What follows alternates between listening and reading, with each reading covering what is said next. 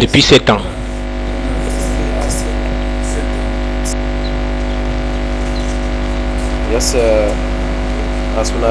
Oui, comme vous pouvez le constater, regardez ce que le diable fait sur le corps des gens.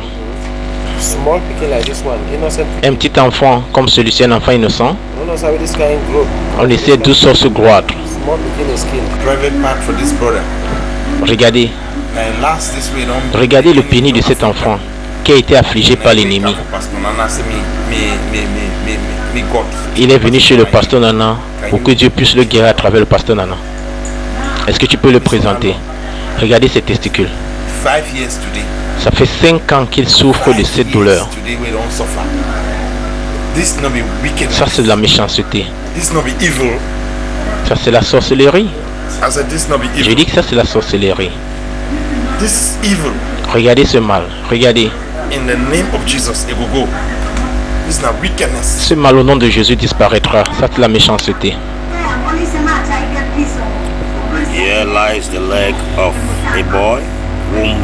Ici s'étend la jambe d'un garçon qui a été attaqué par l'ennemi avec une affliction terrible.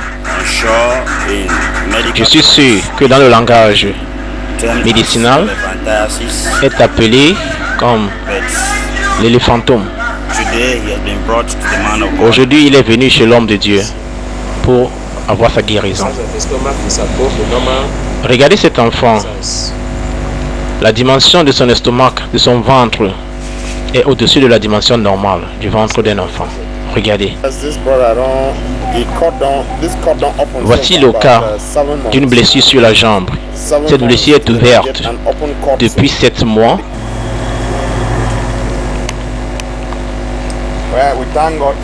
Nous remercions Dieu pour ce jour. Nous avons une de nos sœurs ici, la sœur Justeline. La sœur Justeline, tu es venue voir l'homme de Dieu, le pasteur Nana.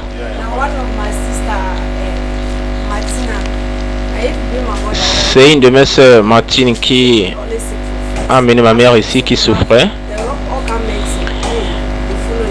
Et souffrait sur sa jambe. On l'a emmenée partout dans les hôpitaux. On a tout genre de médicaments pour qu'elle soit guérie. Jusque-là, la jambe ne guérissait point. Alors, elle m'a dit que bon, j'ai un homme de Dieu à Moutengne, le pasteur. Amenons-la chez le pasteur. Dès que nous sommes arrivés chez le pasteur regarde sa jambe et crie: oh maman, ta jambe a été avalée par un serpent. Maman a crié: quoi, un serpent? Dit oui. Mais tu ne peux pas voir ce serpent. Elle ne pouvait voir ce serpent. Maman a crié: c'est vrai mon fils? Le pasteur a dit: oui, c'est vrai. Maman a eu peur. De retour à la maison, elle dit: ma fille, on dit que ma jambe a été avalée par un boa. C'est la mort. Je lui ai dit: non, tu ne mourras pas au nom de Jésus. Parce que quand l'homme de Dieu impose sa main sur toi, tu es déjà guéri. Je dis: maman, crois de quoi que tu es déjà guéri. Elle dit: oui, ma fille, on dit que ma jambe est dans la bouche du bois. Et je lui ai dit: non, tu es guéri. Alors, de là, ma mère est venue ici. Je lui ai dit: maman, tu sais quoi?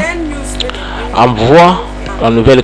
Demande qu'on t'envoie la terre de là-bas. Alors j'ai appelé mon premier fils Jean. Il a apporté la terre. C'est ici à la maison que le pasteur a demandé qu'on apporte du sel. On a apporté du sel. Et le pasteur a demandé à maman d'exposer tous ses problèmes. De dire tous ses problèmes. Elle dit: ça fait 9 ans aujourd'hui qu'elle souffre. Que les enfants sont allés à l'école. Après les études, ils sont à la maison. Aucun d'eux n'a un emploi. Les enfants souffrent, elle aussi, elle souffre. Qu'est-ce que c'est que ceci? Était venue sur cette terre pour souffrir, ne sachant pas que c'est ce bois qui aspirait tout le travail qu'elle faisait. Alors le pasteur a mélangé cette terre avec du sel dans une étoffe blanche. Elle a donné à l'enfant, que l'enfant ramène au village. L'enfant est enterré. 2 semaines après, maman aussi est rentrée au village.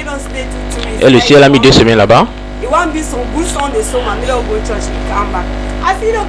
Un dimanche, en rentrant de l'église, elle a entendu les cris de poulet derrière la maison. Elle a donc appelé mon fils Jean, dit: mais va un peu regarder ce qui se passe là derrière. Jean est arrivé là-bas derrière. il voit un gros bois. Il s'est mis à crier.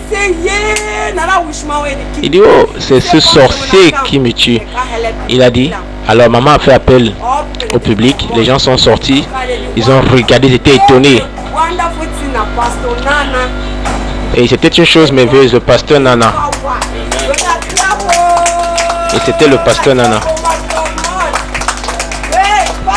L'argent, toute la qui faisait souffrir cette maman pendant les 9 ans.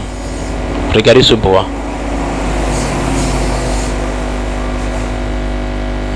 Avant d'arriver chez le pasteur Nana, ce bois était invisible. On allait enterrer cette terre au village de cette maman. Un mois après, le bois ne savait plus où se cacher. Finalement, il est sorti. Voilà le bois qui est sorti à vue d'œil. Alors le bois est donc sorti. Comme il est sorti, il a commencé à se déplacer comme un homme sous d'alcool. Après que maman est allée enterrer cette terre que j'avais du sel, le bois est resté là-bas pendant un mois. Il n'avait rien à manger. Alors comme il avait donc faim, il est sorti cherchant les poulets. Il est sorti dans un état presque sous. Les gens sont sortis, ils ont trouvé le bois. Au lieu que les gens soient attaqués par le bois, c'est le bois qui était plutôt attaqué par les hommes. Et on a tué ce bois. Le bois est aspiré. Il nous a aspiré pendant 10 ans. Que vous entendez, ce sont là des miracles de Dieu. Il y a 10 ans. Le nom de ma mère, c'est Njombo Marguerite. Mais c'est le pasteur Nana. Cet homme que Dieu nous a donné. Que tout le monde puisse te respecter. C'est la puissance de Dieu qui agit en toi.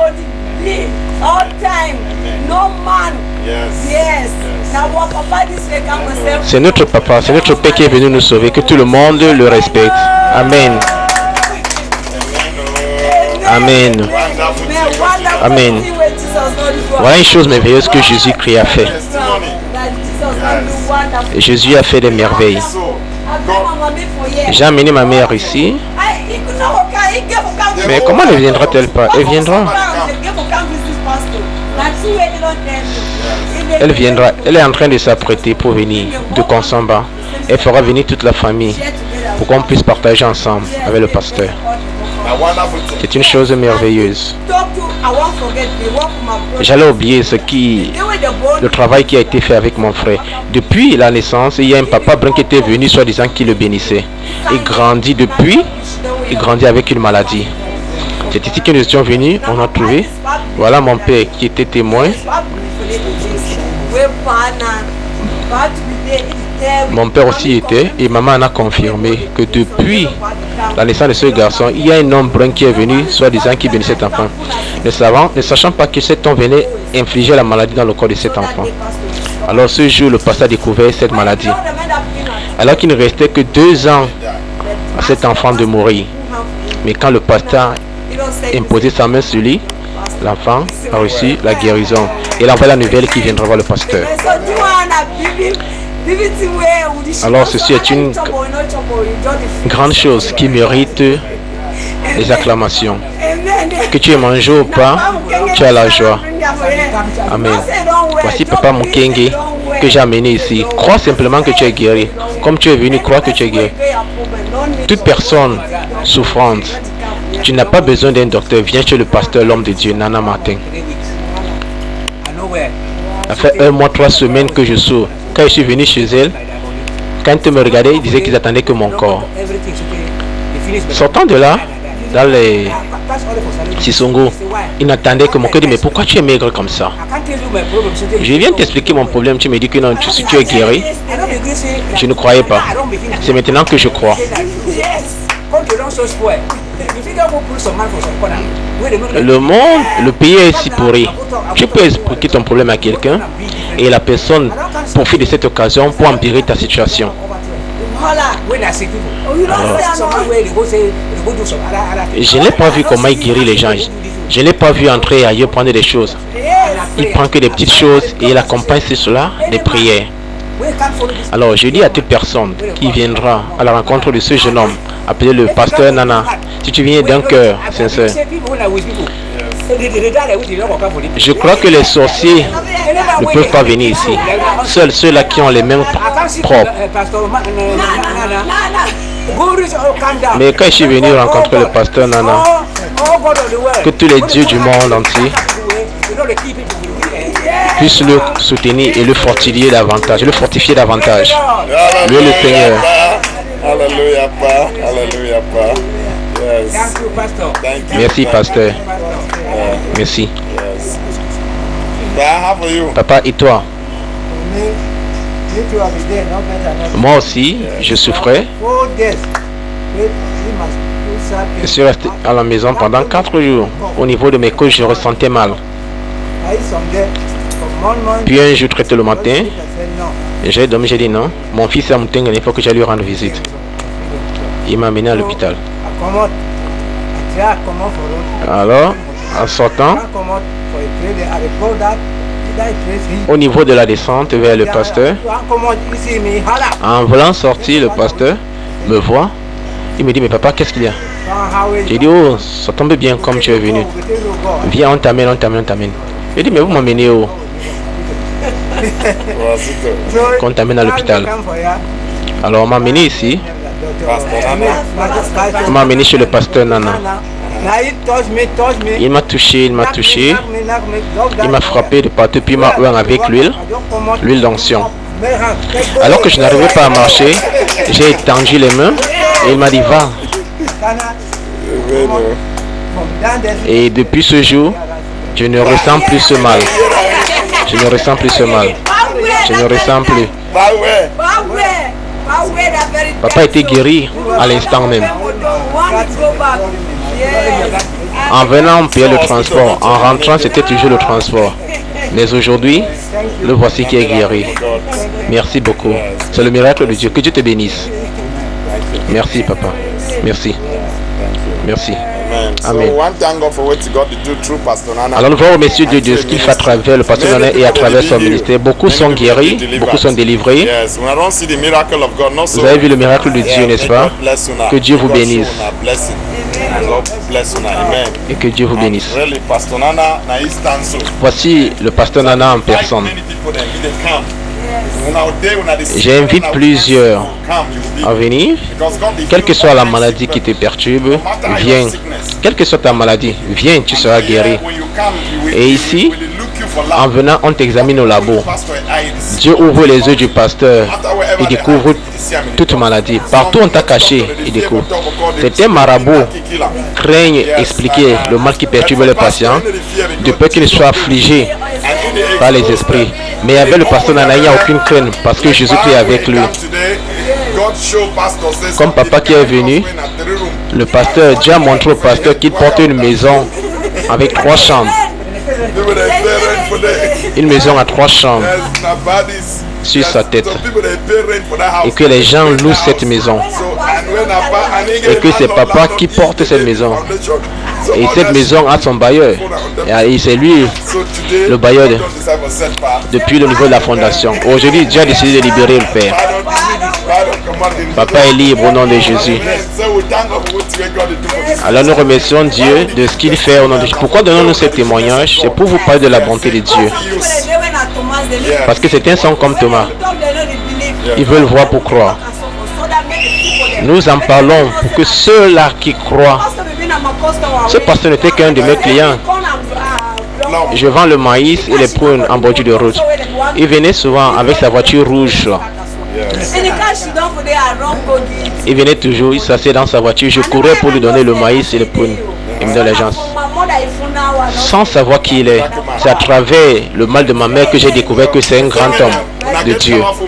Nous avons un grand homme de Dieu. Remerciez Dieu. Remerciez Dieu. Amen. Merci beaucoup. Que Dieu te bénisse. Amen. Tu vendais et le bois avalait. Il aspirait tout mon argent. Mes amis ne faisaient que me voir comment j'empruntais de l'argent. Je vends. Je partais et acheter le maïs.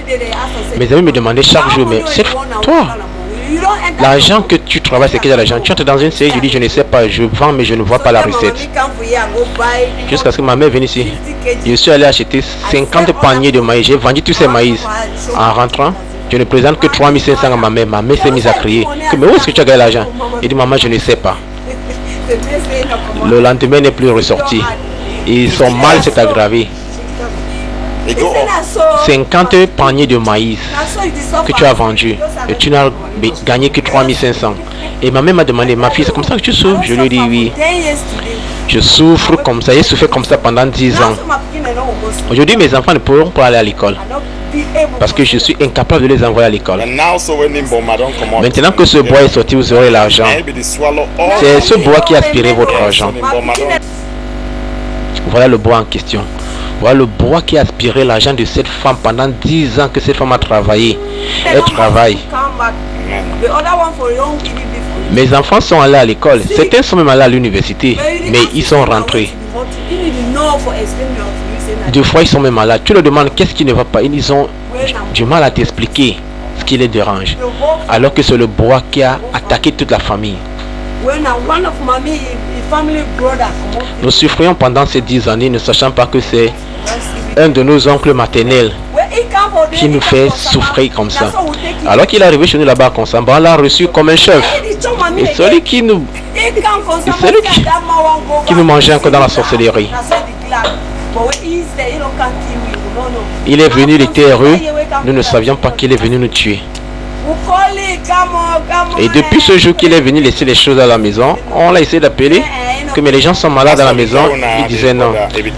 Est-ce que le pasteur vous a expliqué la personne qui a implanté cette chose? Oui, il a dit un de nos oncles paternels depuis le village.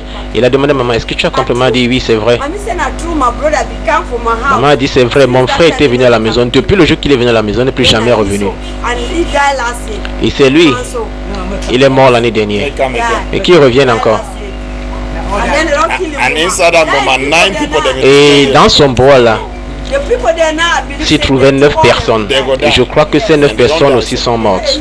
Elles pleurent, ces 9 personnes pleurent leur mise à la mort en ce moment. Que Dieu te bénisse.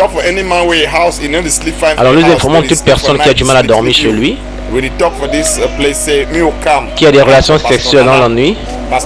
Viens chez le pasteur Nana Mutengene. Viens là-bas, tu verras des grandes choses. Voilà son numéro qui est affiché sur l'écran. 77 33 35 64.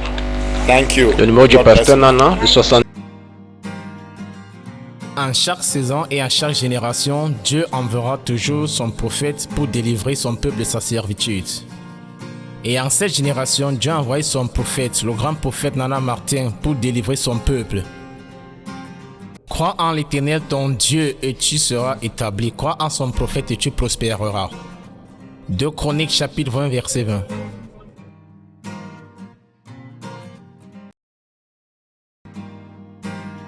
In every season and every generation, God will always send his prophet to deliver his people from their bondages. And in this generation, God has sent his prophet, the senior prophet Nana Martin, to deliver his people. Believe in the Lord thy God, and you shall be established. Believe in his prophet, and you shall prosper. 2 Chronicles 20:20.